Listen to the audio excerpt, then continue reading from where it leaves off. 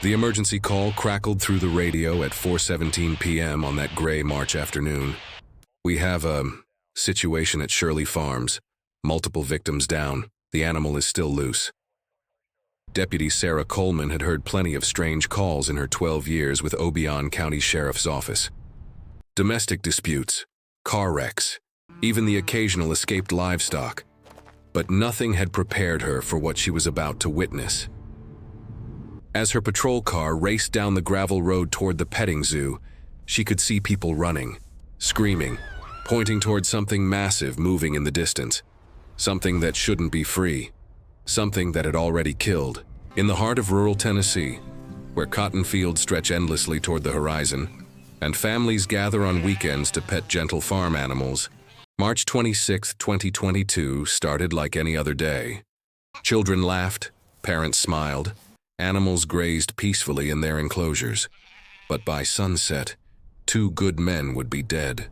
A community would be shattered.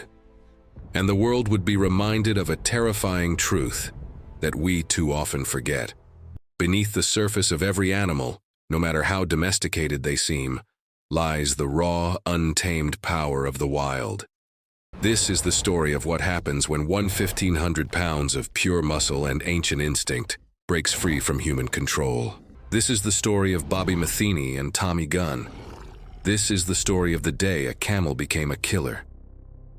Bobby Matheny woke up every morning at 5:30 a.m., just like he had for the past 15 years. At 42, he was the kind of man Tennessee's small towns are built on. Steady hands, strong back, and a heart that couldn't turn away from a neighbor in need.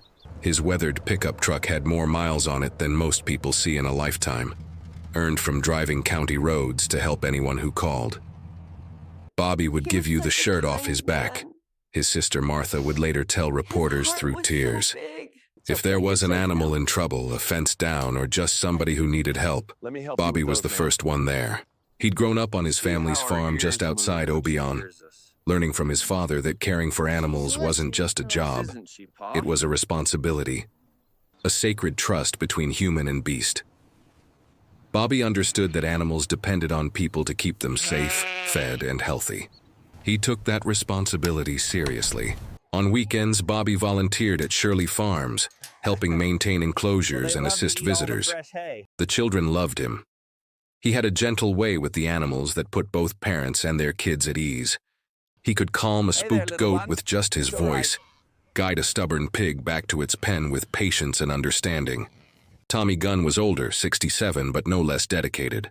A retired mechanic with hands that had fixed everything from tractors to school buses, Tommy had found his second calling at the petting zoo. His grandchildren visited regularly, and he loved watching their faces light up when they fed the goats or petted the miniature horses. Granddad Tommy knew every animal by name, his daughter Rebecca remembered. He'd tell us stories about each one. Which sheep liked to have its ears scratched, which rabbit was shy around new people. He treated them all like family. Tommy had spent his retirement years building relationships with the animals at Shirley Farms. He understood their personalities, their moods, their needs.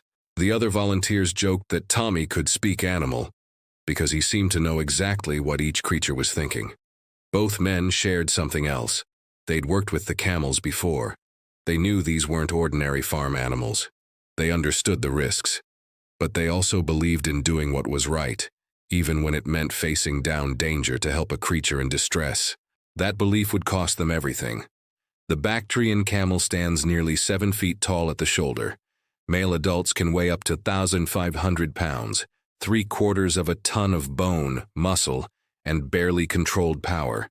Their massive feet, designed to navigate desert sands, can crush bones with a single step. Their teeth, built to strip tough desert vegetation, can tear flesh from bone in seconds. Despite their reputation as gentle ships of the desert, camels are responsible for more human deaths than most people realize. In their native habitats across Asia and the Middle East, camel attacks kill dozens of people every year. The animals are naturally aggressive during mating season, which runs from November through March, exactly when this incident occurred. People see camels in zoos and think they're like big, friendly cows, explained Dr. Jennifer Walsh, a veterinary behaviorist who has studied camel aggression for over 20 years.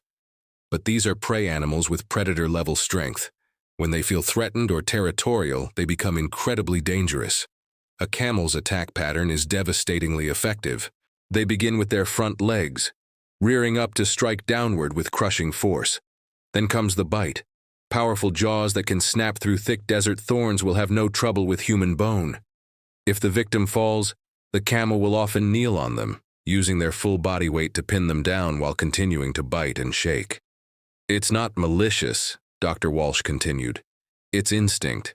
In the wild, a camel's survival depends on establishing dominance and eliminating threats.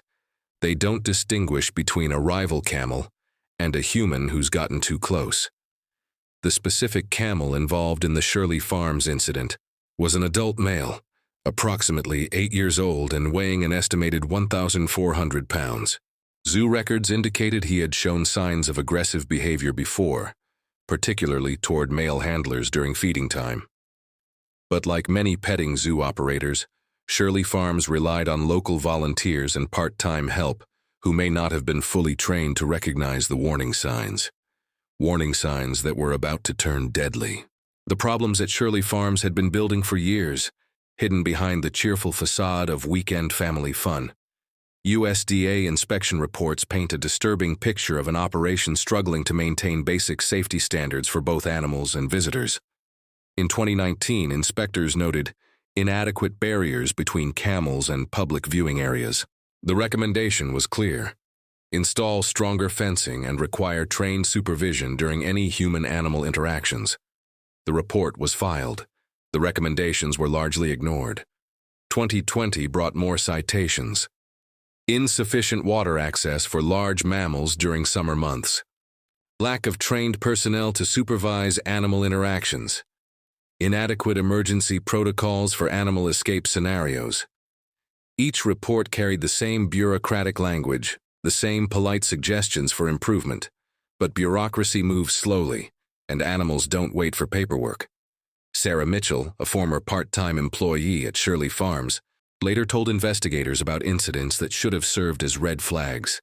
The big male camel, we called him Brutus. He was getting more and more aggressive, she recalled, especially around men. He'd charge at the fence when male visitors got too close, made this awful roaring sound. The roaring sound camels make when agitated is unmistakable, a deep guttural bellow that can be heard from hundreds of yards away. It's nature's warning system, telling everything within earshot that a massive, powerful animal is losing its patience. I told the manager we needed better protocols, Sarah continued. Maybe restrict male visitors during certain times of day. Get professional animal behaviorists involved. But it was always, we'll look into it, or it's probably nothing serious. Other staff members reported similar concerns. The camel had broken through temporary fencing twice in the previous year. Both incidents were quickly repaired. But the underlying problem, an increasingly agitated animal in an inadequate enclosure, was never properly addressed. Local veterinarian Dr. Mark Patterson had visited Shirley Farms several times for routine animal care. When asked about the camel's behavior, he was diplomatic but concerned. Large animals require specialized handling and housing. It's not enough to just build a fence and hope for the best. These animals need professional care from people who understand their behavioral patterns. The warning signs were there, the reports were filed, the recommendations were made. But on March 26, 2022, the warnings finally ran out. Saturday morning arrived crisp and clear in Obion County. Bobby Matheny loaded his truck with tools and headed toward Shirley Farms for what should have been a routine volunteer day. Tommy Gunn was already there, having arrived early to help with feeding time. The petting zoo typically opened to the public at 10 a.m. on weekends, but volunteers often arrived hours earlier to prepare, feed the animals, check fencing, make sure everything was safe for the families who would soon arrive with their excited children. Around 4 p.m., as the afternoon crowd was thinning out, someone noticed that the camel enclosure gate was standing open. "Where's Brutus?" Tommy called out to another volunteer across the farmyard. The answer came in the form of panicked screaming from near the parking area. The massive camel had somehow gotten loose, whether through equipment failure, human error, or the animal's own determination, would later become a matter of investigation and litigation. What mattered in that moment was that 400 pounds of increasingly agitated animal was moving freely among visitors, vehicles, and the volunteers trying to help. Bobby and Tommy didn't hesitate. While other staff members ushered families toward the safety of buildings and vehicles, the two men grabbed lead ropes and approached the camel. They'd done this before with smaller animals. They understood the principles of animal handling. Stay calm. Move slowly. Don't make direct eye contact. Project confidence without aggression. But this wasn't a spooked goat or an escaped pig. "Easy, boy," Bobby called out, his voice steady despite the adrenaline coursing through his system. "Easy now." The camel turned toward him, and those who witnessed what happened next would never forget the look in the animal's eyes. Not the gentle, almost sleepy expression they'd seen during feeding time. This was something primal, something wild, something dangerous. Tommy approached from the other side, trying to create a containment pattern they'd used successfully with other large animals. The idea was to guide the camel back toward its enclosure without making it feel cornered or threatened. But camels are intelligent animals with long memories and complex social hierarchies. This particular male had been growing increasingly territorial over the past several months, and the presence of two human males in his space triggered every aggressive instinct evolution had given him. The attack began without warning. Brutus reared up on his hind legs, his massive front hooves striking downward with crushing force. Bobby tried to dodge, but 1,400 pounds of muscle moves faster than most people expect. The first blow caught him across the shoulder and chest, sending him sprawling to the ground. Tommy shouted and tried to distract the animal, but that only redirected the camel's fury toward him. The second attack was even more vicious, teeth and hooves working together, in a display of natural weaponry that had been honed over millions of years of evolution. Witnesses later described hearing sounds they'd never forget, the wet impact of hooves on flesh, bones breaking. And underneath it all, the terrible roaring of an animal completely consumed by rage. The emergency call went out at 4:17 p.m. Multiple victims down at Shirley Farms, animals still loose and aggressive. Need immediate backup and medical response. But for Bobby Matheny and Tommy Gunn, help was already too late. Deputy Sarah Coleman's patrol car slid to a stop in the gravel parking lot of Shirley Farms at 4:23 p.m. 6 minutes response time. Excellent by rural standards, but an eternity when measured in heartbeats and trauma. The scene that greeted her was unlike anything in her 12-year career. Families huddled behind cars and inside buildings, children crying, adults frantically pointing toward the far end of the property where something large and dark was still moving. "Two victims down near the Camel area," shouted Jake Morrison, the farm's weekend manager, as he ran toward her patrol car. "The animal's still loose, still aggressive. We can't get close enough to help them." Sarah could see the two bodies lying motionless in the dirt about 50 yards away. Between her and the victim stood the camel, now focused on attacking her patrol vehicle with the same fury it had directed toward the men. The first impact rocked the entire car. Hooves struck the hood with enough force to leave deep dents in the metal. The windshield spiderwebbed as the massive animal reared up and brought both front feet down on the roof. "This is Coleman requesting immediate backup at Shirley Farms," Sarah radioed, her voice steady despite the surreal nature of what she was experiencing. "Armed backup.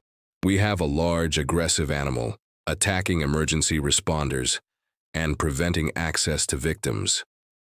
The Tennessee Highway Patrol responded first, followed by units from Lake County Sheriff's Office.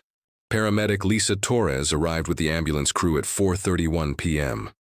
A 15-year veteran of emergency medical services, she'd seen everything from car crashes to heart attacks to industrial accidents. But she'd never had to develop a treatment plan that included neutralizing a hostile camel. "We could see the victims weren't moving," Torres later recalled. "Every instinct told us to rush in and start treatment. But that animal wasn't letting anyone get close. It had claimed that territory, and it was prepared to defend it." The camel moved between the two victims like a guard, occasionally nudging their bodies with its massive head, but immediately becoming aggressive again whenever humans approached. Animal behaviorists would later explain that this was territorial behavior. The camel had established dominance over the space and everything in it. Deputy Mark Williams from Lake County arrived with a rifle at 4:38 p.m. The decision to put the animal down wasn't made lightly, but the situation had become impossible. 2 men were down, potentially still alive, and a 1,400-pound animal was preventing any medical intervention. "It was the hardest decision I've made in 20 years of law enforcement," Williams would later tell investigators. "But we had human lives at stake, and that animal wasn't going to let us help them." The rifle shot echoed across the farm at 4:41 p.m. The camel dropped immediately, its massive body finally still after 24 minutes of chaos and destruction. Paramedics rushed to the victims, but it was immediately clear that their injuries were beyond medical intervention. Both Bobby Matheny and Tommy Gunn were pronounced dead at the scene at 4:47 p.m.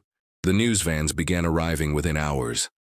By Sunday morning, Shirley Farms was surrounded by reporters, camera crews, and curious onlookers trying to understand how a family petting zoo had become the site of a double homicide.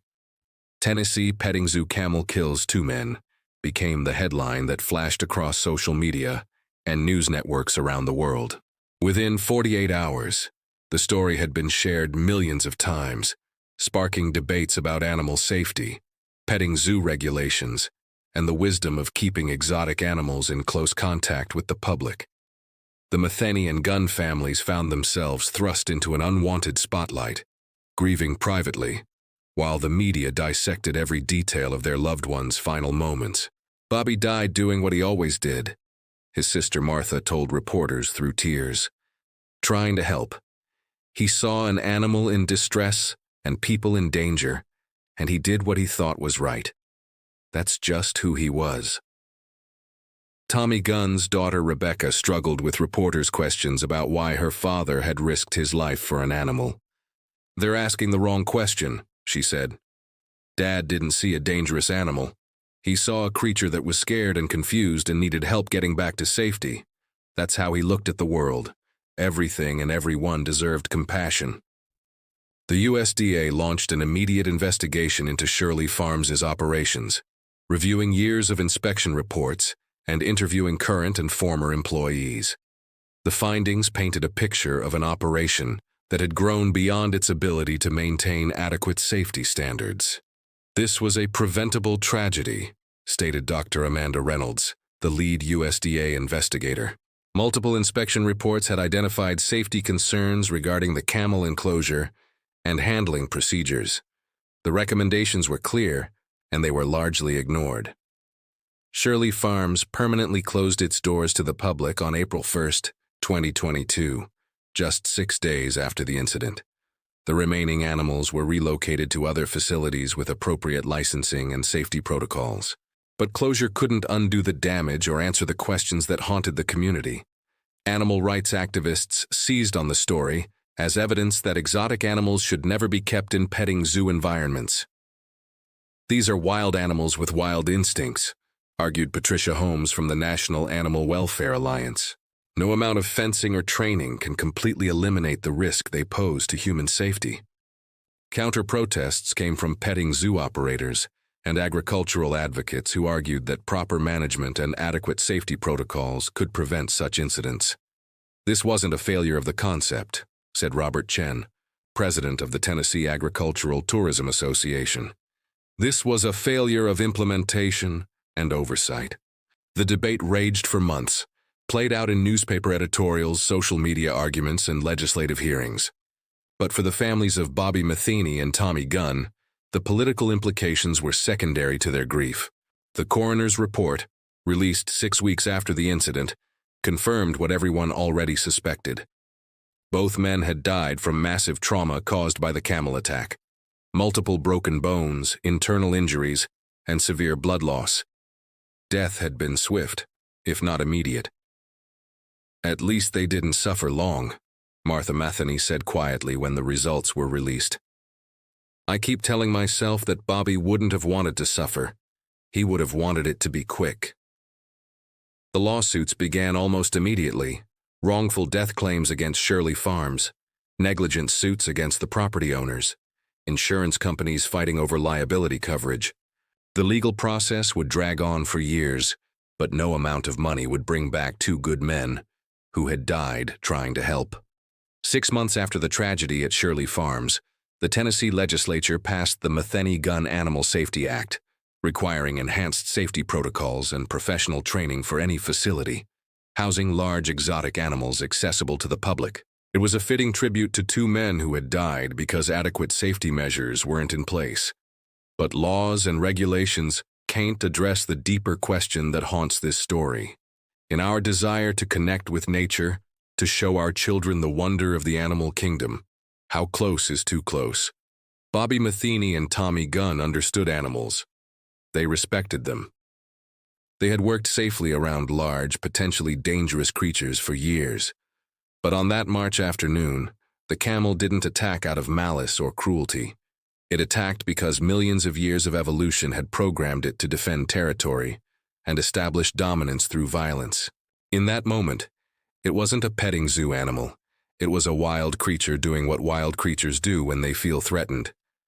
We want to believe that human compassion and understanding can bridge the gap between our world and theirs.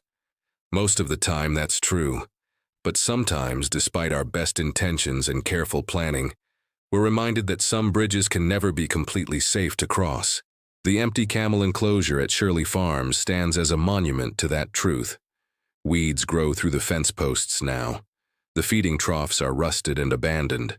But on quiet afternoons when the wind blows across the Tennessee farmland, you can almost hear the echo of children's laughter, the gentle voices of two good men talking to the animals they cared for, and the terrible silence that followed when everything went wrong. Bobby Matheny and Tommy Gunn died as they had lived, trying to help a creature in need. Their legacy isn't just the safety regulations that now bear their names, but the reminder that compassion and courage sometimes come with a price higher than anyone should have to pay. In the end, perhaps that's the most important lesson from that terrible March day. The people we remember aren't always the ones who played it safe, but the ones who risked everything to do what they believed was right, even when right and safe weren't the same thing. The camel is gone, the petting zoo is closed, but the memory of two men who died trying to help will endure as long as there. Are people willing to put compassion ahead of caution and understanding ahead of fear? Sometimes that's all the meaning we can find in tragedy, the knowledge that even in our darkest moments, human decency still exists, still matters, and still inspires others to be better than they have to be.